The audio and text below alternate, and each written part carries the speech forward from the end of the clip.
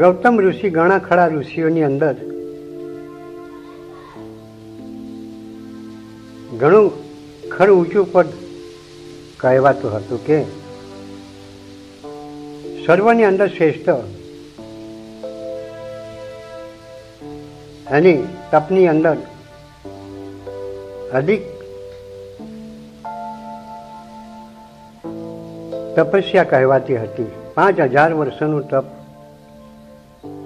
ત્રેતા યુગમાં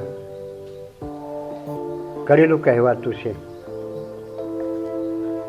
તેમાં જે જંગલમાં રહેતો હતો અને એના કુટિયા પર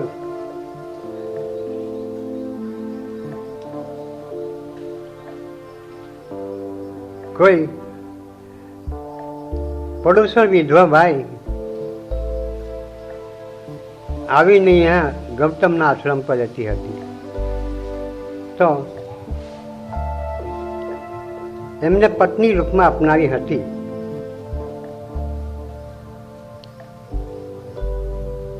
ત્યારે ગૌતમ ઋષિએ એના સાથે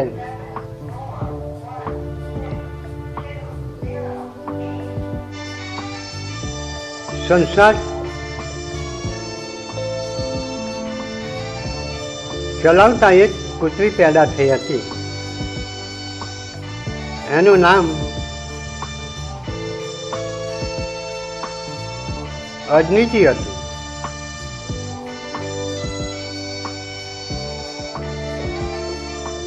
અને રાત્રે 3 વાગ્યા પછી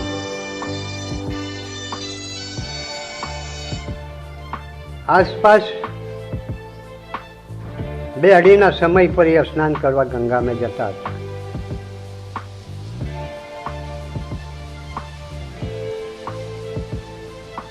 ત્યારે એમની પત્નીનું બહુ ખૂબસૂરત સુંદર હોવાના કારણથી ચંદ્રની દ્રષ્ટિ એના પર પડી. પણ ચંદ્ર વિચાર કરવા લાગ્યો છે કે ગૌતમ ઋષિ બહુ અધિક તપના બરોબરથી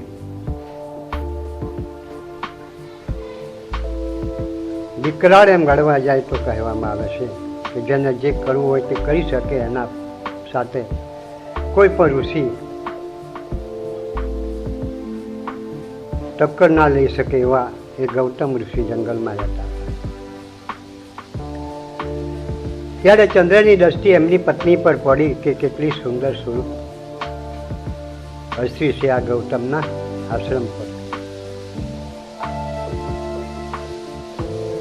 તો એના સાથે મિલાપ કરવાની ઈચ્છા કેવી રીતના પૂરણ કરવી એ ખુદ ચંદ્ર વિચાર કરવા લાગ્યા છે. ચંદ્ર વિચાર કરે છે કે મારાથી તો એકદમ પગલાં ના ભરી શકાય, પણ હું ઇન્દ્રલોકમાં જઈને ઇન્દ્ર રાજાને કહું છું. ઇન્દ્ર રાજા આ કાર્યની અંદર તરત તૈયાર થઈ જશે. આથી ચંદ્રદેવે ઇન્દ્રલોકમાં જઈને ઇન્દ્રને ખબર આપી છે કે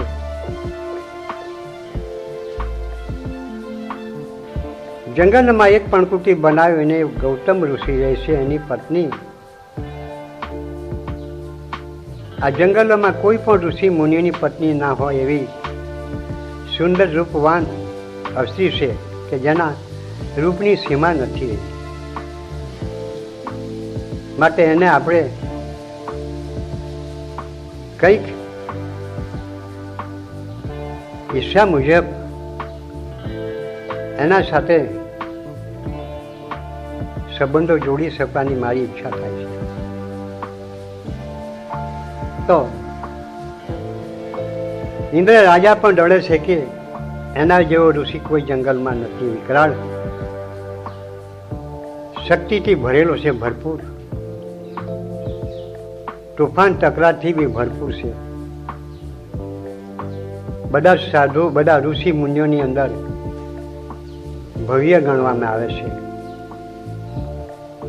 એનાથી તમામ ઋષિ મુનિઓ બધા વિરોધી થઈને ચાલે છે. એના સાથે કોઈનો સંબંધ ધર્મ બની શકતો નથી. માટે તેના કુટિયા પર જઈ અને તેની અસ્થિ સાથે સંબંધો રાખવાથી ચંદ્રદેવ કેવી રીતના માની શકાય? તો ચંદ્રદેવ કહે છે કે તમે ગમે તેમ કરો, કોઈ પણ ઉપાયથી આપણે એની પ્રકૃતિ પર જઈ શકીએ. ત્યારે ઇન્દ્ર રાજા અને ચંદ્રદેવે એક બુદ્ધિ દોડાવી છે કે આપણે એ 2 અડીના ગાળા પર સ્નાન કરવા માટે જાય છે. તો અગ્નિદેવને બોલાવો અને ત્યાં આપણે કુકડો બનાવીએ અને 12 વાગતા પહેલા આપણે એને બોલાવીએ તો ગૌતમ મુનિ જાણશે કે મારો સમય સ્નાન કરવાનો થઈ ગયો, એટલે એ નદીએ ચાલ્યો જશે. તો આપણે આ રીતે કદાચ એના કુટિયા પર જઈ શકીએ. બાકી એમ જ તો કુટિયા પર ના જઈ શકાય, મારી નાખશે. તો ચંદ્ર રાજા ને ઇન્દ્ર રાજા વિચાર કરવા લાગ્યા છે કે હા એવું કરીએ આપણે. તો અગ્નિદેવને બોલાવ્યો. અગ્નિદેવને કહેવા લાગ્યા કે તમારે એક કામની અંદર મદદ કરવી પડશે તમારે. અગ્નિદેવ કહેવા લાગ્યા કે કહો. તે જે તમે કહો તે હું તેનું પાલન કરવા તૈયાર છું. તો ઇન્દ્ર રાજા અને ચંદ્રદેવ કહેવા લાગ્યા કે તમે એક કામ કરો,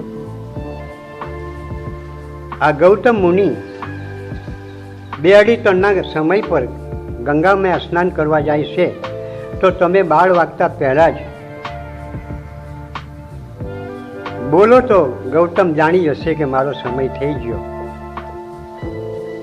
સ્નાન કરવા જવાનું. તો એ સ્નાન કરવા નીકળી જશે. માટે અમારે બેવને, ઇન્દ્ર રાજાને અને મારે એના કુટિયા પર જવું છે.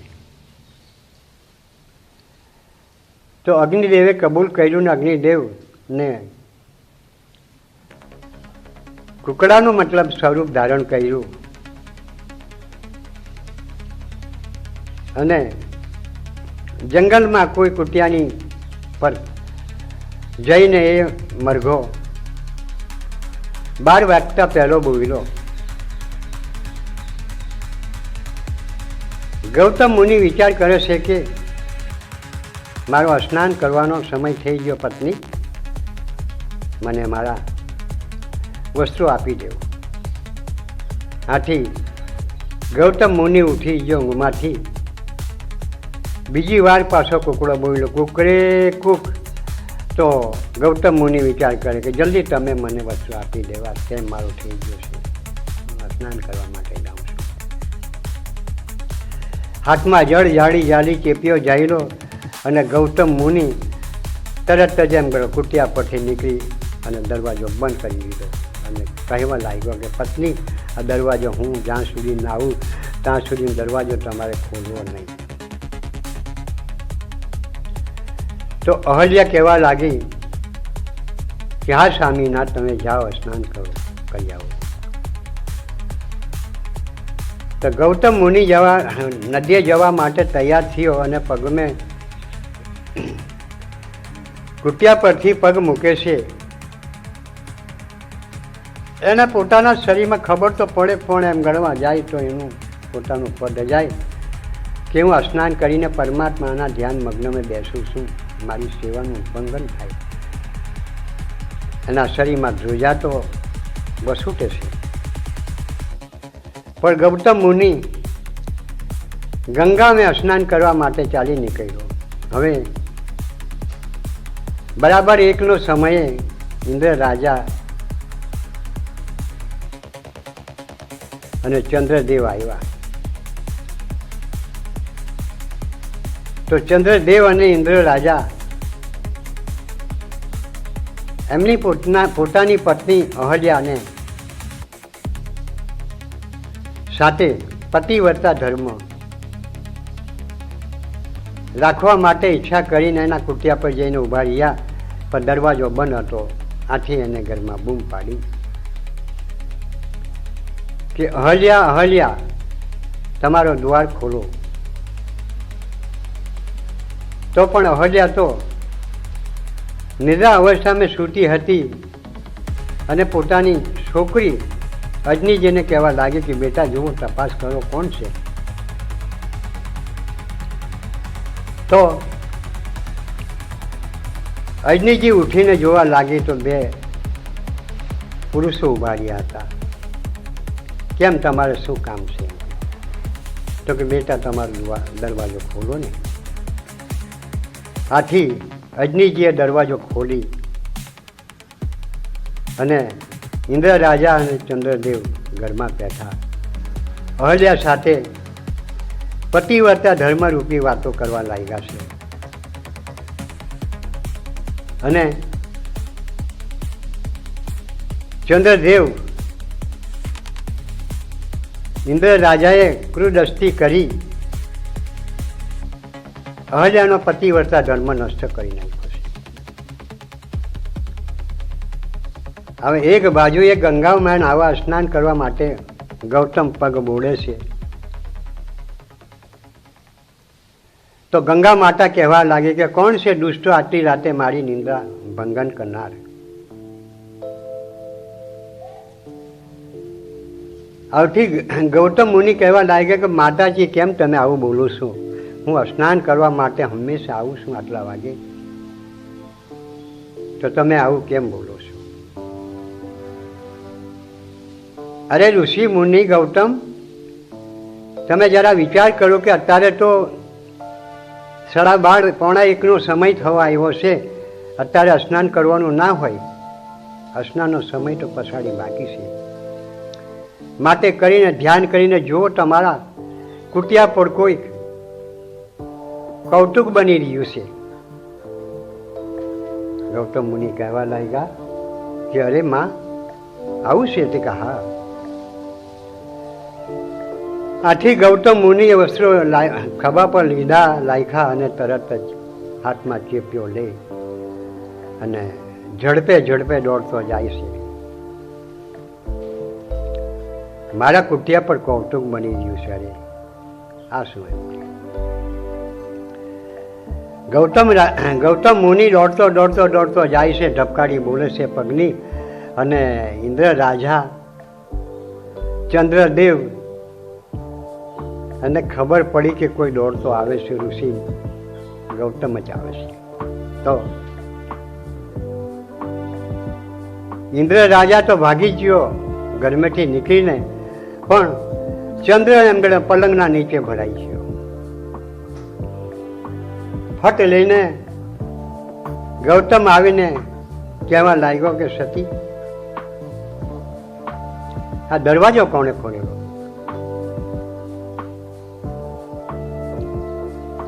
કે તમારી છોકરી અજનીજીએ ખોલ્યો હતો. હું તે ઊંઘમાં હોતી હતી, તો ઘરમાં કોઈ દાખલ થયા હતા? તો અહલ્યા કહેવા લાગી કે હા, ઇન્દ્ર રાજા આવ્યા હતા મને ચંદ્રદેવ આવ્યા હતા. તો ગૌતમ એકલા રૂપ ધારણ કરીને કહેવા લાગ્યા કે મારા સિવાય પર પુરુષ જો ઘરમાં દાખલ થાય તો ન દાખલ થવા માટેનો કાયદો કાનૂન તમારી પાસે છે કે મારો પતિ નથી, હું કેવી રીતના તમને અંદર દાખલ થવા? બોલો. તો કે પતિદેવ હું શું કરું? એમ કે તમારી છોકરીએ દરવાજો ખોલ્યો હતો. આથી ગૌતમ મુનિ અજનીજીને શ્રાપ આપે છે કે જા બેટા,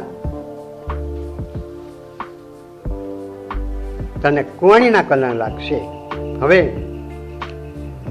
ઇન્દ્ર રાજા એની સમક્ષ નાસી રહ્યો છે જંગલમાં, ત્યારે ગૌતમ મુનિ એને શ્રાપ આપ્યો કે જ્યાં તારી અડધી શક્તિનો નાશ કરી નાખું છું, તને ની જેવો દેવતા પણ જીતી લેશે. તારું ઇન્દ્ર ઘડી ઘડી પલ્લે કોઈ પડાવી લેશે, છીનવી લેશે, તેની સામુ તારાથી લડી ના શકાશે. અડધી શક્તિ તારી નાશ કરી નાખો. આથી ઇન્દ્ર રાજાની શક્તિ ગૌતમના કહેવા મુજબ, ગૌતમના શ્રાપથી ઇન્દ્ર રાજા એકદમ ના મળતા જેવો બની છે. હવે ઘરમાં આ વાતાવરણ ચાલી રહીને ચંદ્રદેવ પલંગમાંથી નીકળીને નાઠો તો ચંદ્રને પણ શ્રાપ આપી દીધો કે જા, તને તેજનું અભિમાન છે તારા, તો તારા તેજને હું ક્ષીણ કરી નાખું.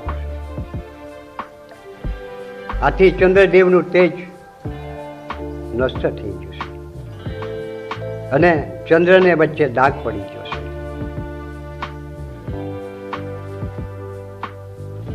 હા, પોતાની પત્નીને પ્રદાવેશમાં આવીને ગૌતમે શ્રાપ આપી દીધો કે જા, પથ્થરની શિલા થઈને પડ.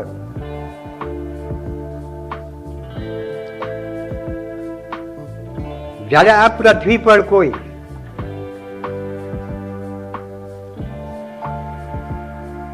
સતચિત આનંદ રૂપ પરમાત્મા નિર્વિકારી મનુષ્ય રૂપ ધારણ કરીને આવશે અને આ પ્રકૃતિ પર તારો ઉદ્ધાર થશે, તા વગર ઉદ્ધાર નહીં થશે. આથી અહલ્યા રડવા લાગી કે પતિદેવ બહુ ખોટું થઈ ગયું છે, મારી ભૂલ તો થઈ છે, પણ તમે સહન શક્તિ ના રાખી. હવે હું એક પથ્થરની શિલા થઈને આ કુટિયા પર કાં સુધી પડતી છે. તો ગૌતમ કહેવા લાગ્યા કે પત્ની તે પર પુરુષ પર દ્રષ્ટિ ફેંકી, પર પુરુષ સાથે સંબંધો જોડ્યા, આથી હું તને શ્રાપ આપું છું. એ પાપના તારા ફળ છે, તારે ભોગવવું પડશે. આથી પરમાત્મા નારાયણ ભગવાન જે વિષ્ણુ કે જેને આ વિશ્વમાં કેટલા હો ભક્ત કલ્પાન કરી રહ્યા હતા, કેટલાના કામ પૂરથી એને રોજની ફરિયાદ જતી હતી પરમાત્માને. એક બાજુ રાવણ એને આ જંગલોમાં ઋષિ મુનિઓને ત્રાહ આપી રહ્યો હતો. રાક્ષણીઓ, યક્ષણીઓ, રાક્ષસો, જાદવો, ગંધર્વો તમામ લોકો ત્રાહ પામી રહ્યા હતા. અને ભગવાને રામા અવતાર ધારણ કર્યો. આથી ખબર પડી તો ભગવાનનો જન્મ થતા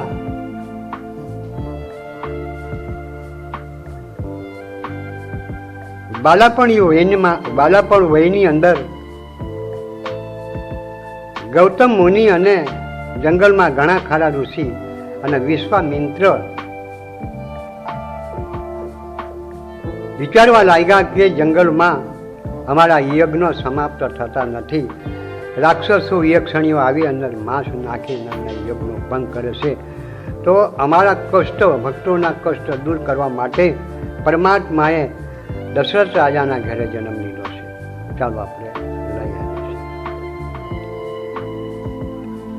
તો એમની સાથે વિશ્વામિત્ર, ઘણા ખરા ઋષિ અને ગૌતમ મુનિ પણ ભગવાનને લેવા માટે ચાલ્યા. જઈને દશરથ રાજાને નમન કરી, દશરથ રાજાએ ઘણા ખરા ઋષિને સન્માન કરી, સેવા કરી, ખવડાયું, પીવડાયું. અને ઋષિ મુનિઓ કહેવા લાગ્યા કે દશરથજી, ધર્મનું પાલન કરવા માટે, ધર્મનો ઉદ્ધાર કરવા માટે, ભૂમિનો ભાર ઉતારવા માટે પરમાત્માએ અવતાર લીધો છે તમારા મહેલમાં. તો અમે અમારા યજ્ઞને સંપૂર્ણ પાર કરવા માટે તમારા પુત્રને લેવા માટે આવ્યા છે. તો દશરથ રાજા કહેવા લાગ્યા કે પુત્રના માટે કંઈક મેં સમયો જપ તપ કીધા, યજ્ઞ કર્યા, હવન કર્યા, હોમ કીધા, અને તે પુત્રો મને મારા કર્મથી મને મળી શક્યો છે, તો પણ અમે હું કેવી રીતના. ત્યારે વિશ્વામિત્ર કહેવા લાગ્યા કે ગુરુજી, આપ મહાન છે, તમે એક પરમાત્માના પિતા તરીકે ગણાય છે, તો જરા વિચાર કરું કે ભૂમિનો ભાર ઉતારવા માટે ઈશ્વરે તમારા ખુદ મહેલ્લામાં અવતાર લીધો, પછી તમે કેમ ના પાડો છો? અમારા દુઃખનું નિવારણ કરવા માટે તો પરમાત્મા પાસે અમારી અરજી સ્વીકારતા હતા, અને તે જ પરમાત્મા અહીં આવી શક્યા છે. આથી વિશ્વામિત્ર અને ગૌતમજી બીજા ઘણા ખરા ઋષિ મુનિઓ ભગવાનને લઈને ચાલ્યા. દશરથ રાજાએ સોંપી ગયા. રામ લક્ષ્મણ ચાલ્યા જંગલોમાં જતા વિશ્વામિત્રનો આશ્રમ આવ્યો, અને ત્યાં યજ્ઞ ચાલુ કરીને જોવે છે તો આકાશ માર્ગે ઉડીને યક્ષણીઓ આવે છે. ત્યારે રામ અને લક્ષ્મણે ઉડીને આવતા યક્ષણીઓને બાણથી 17 સોણી ખરદૂષણના લશ્કરને નાશ કરી નાખ્યો. આથી ગૌતમ મુનિ વિચાર કરવા લાગ્યા કે પરમાત્માએ એક દુઃખોના નિવારણ કરવા માટે આ પૃથ્વી પર અવતાર લીધો છે, તો મારી પત્ની કેટલાક વર્ષોથી આ પડીની છે, માટે હું એમને મારી પ્રકૃતિ પર લઈ જાઉં. આવું કરીને લઈને ચાલ્યા. જતા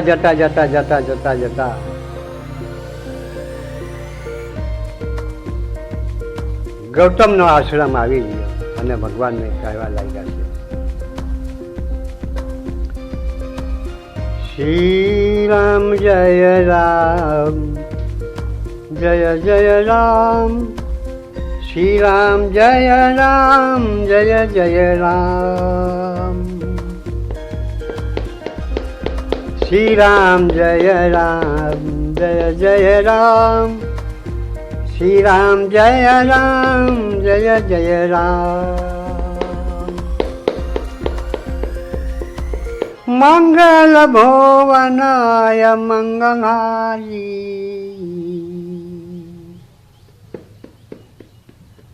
મંગલ ભુવનાય મંગલહારી,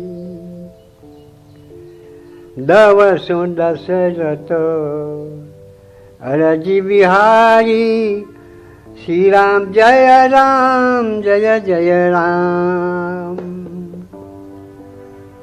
દવસુ દશરથ અરજી બિહારી, શ્રી રામ જય રામ, જય જય રામ, શ્રી રામ જય રામ, જય જય રામ, શ્રી રામ જય રામ, જય જય રામ.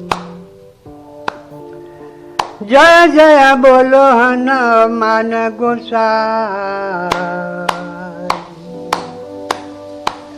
જય જય બોલો હનુમાન ગોસાઈ, કૃપા કરો ગુરુદેવ કી નાય, શ્રી રામ જય રામ, જય જય રામ, કૃપા કરો ગુરુદેવ કી નાય, શ્રી રામ જય રામ, જય જય રામ, શ્રી રામ જય રામ, જય જય રામ, શ્રી રામ જય રામ, જય જય રામ. साधु संतन को तुम रखवाड़े,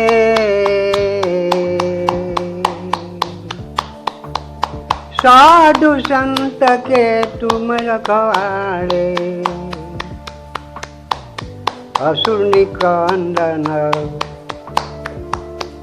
राम धुलारे, श्री राम जय राम, जय जय राम,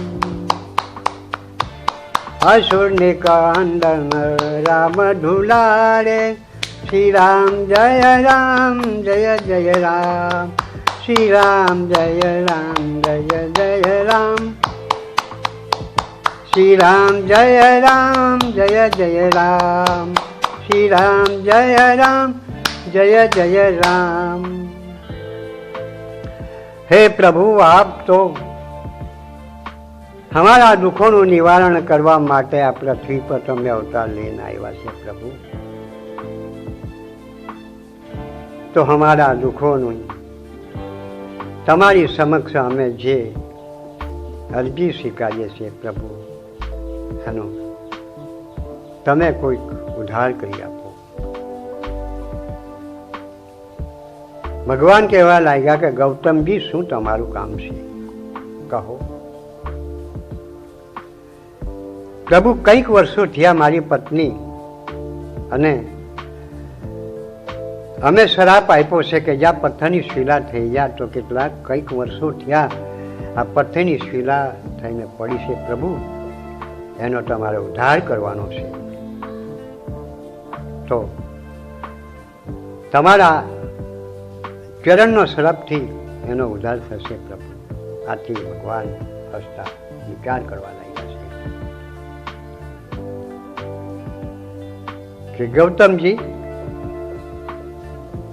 ચાલો પથ્થરની શિલા પાસે મને લઈ ચાલો। ભગવાન રામ બેવ ચાલ્યા અને ગૌતમજી કહે છે કે પ્રભુ, આ પથ્થરની શિલા થઈને પડી છે। તો ભગવાન એક સવા વેઠ ચરણ મૂકીને એના ચરણનો શ્રપ થયો અને એક પવનની કદાચ ગુંજ લાગવાથી પથ્થરની શિલા હતી અહલ્યા બની ગઈ છે।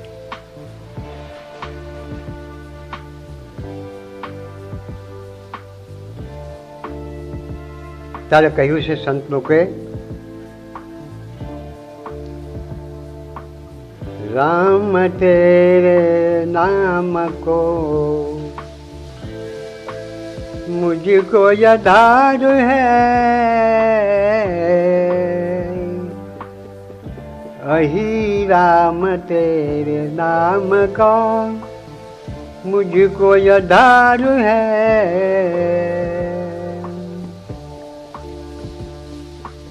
अंधे को जैसे लाकड़ी, अंधे को जैसे लाकड़ी तन का सहार है, राम तेरे नाम को मुझको आधार है।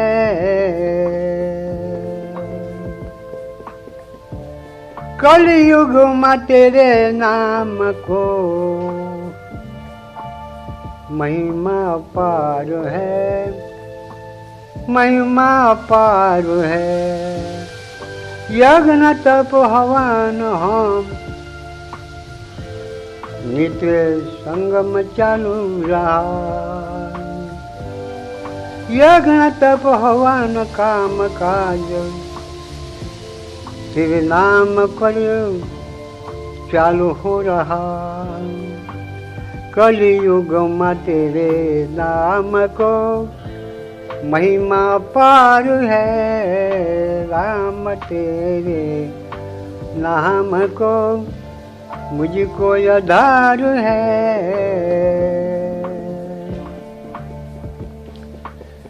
राम नाम लिखने से जलू मशिला तेरी, राम नाम लिखने से जलू मशिला तेरी, मनुष्य कैसे न जा सके भव सिंधु पार है, मनुष्य कैसे न जा सके भव सिंधु पार है।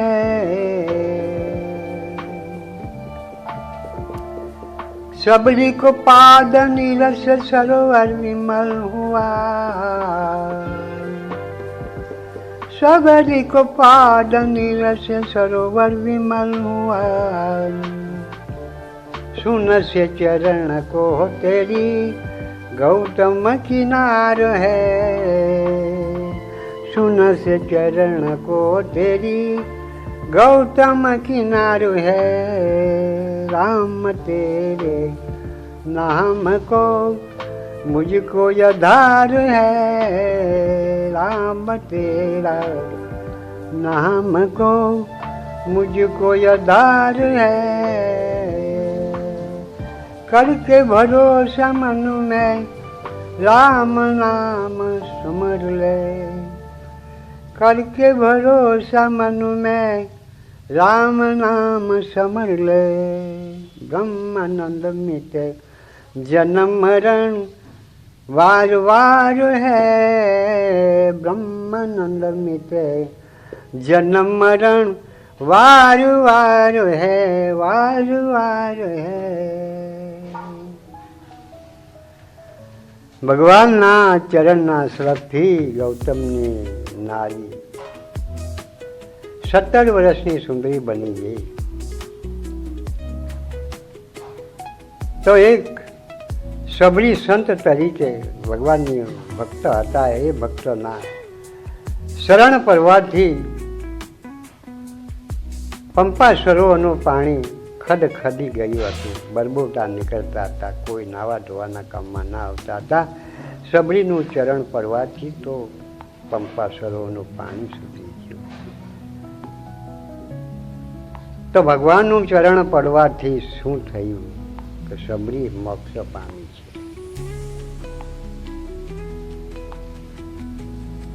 ત્યારે કહ્યું છે સંતોએ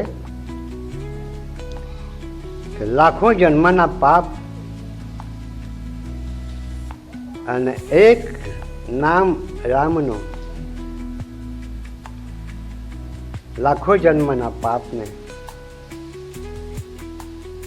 બાળીને ભસ્મભૂત કરી નાખે. ગમે તેવો પાપી હોય તે પાપી પાવન થઈ જાય છે. તો આ વિધિઓ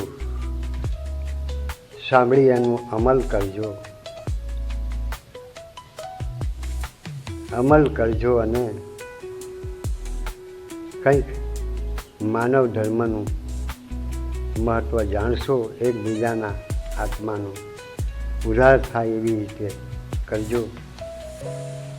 જો તમને આ વિડીયો સારું લાગ્યું હોય તો કમેન્ટમાં લખી જણાવશો.